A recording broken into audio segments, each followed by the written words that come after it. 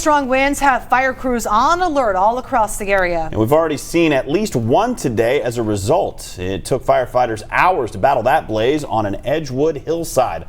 Local 12's Luke Jones is live there tonight with the very latest. Luke, what can you tell us?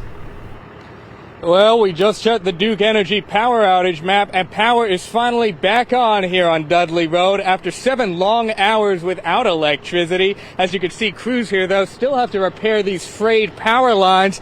They came down because trees were blown on top of them, then started a fire, and you can see all the damage it left here on the ground. Scorched earth. That's all that's left of the fire, which for hours swept this hillside off Dudley Road in Edgewood. High winds, gusts of up to 50 miles an hour, bringing down these power lines, which then ignited, sending smoke billowing in all directions. It was bad. It was choking me. I couldn't breathe. Lauren Snyder was in her house about a quarter of a mile away when the power went out and smoke started pouring in. The smoke at one point was blowing into my house all the way across.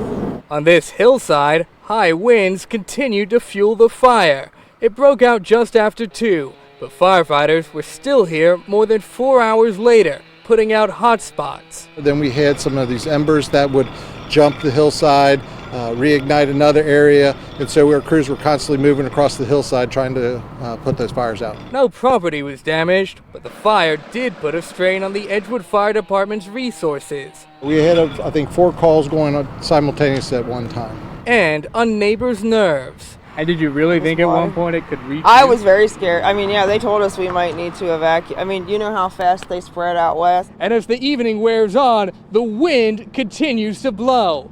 It's shaping up to be a busy night. They're still talking about some wind, but our crews are going to be able to get everything restocked and reloaded and get ready for any additional calls later on this evening.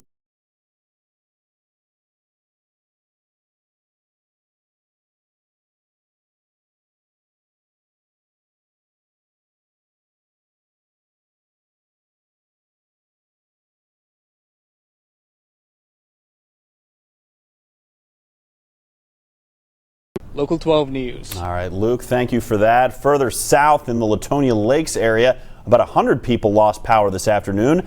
This outage was also caused by fallen trees.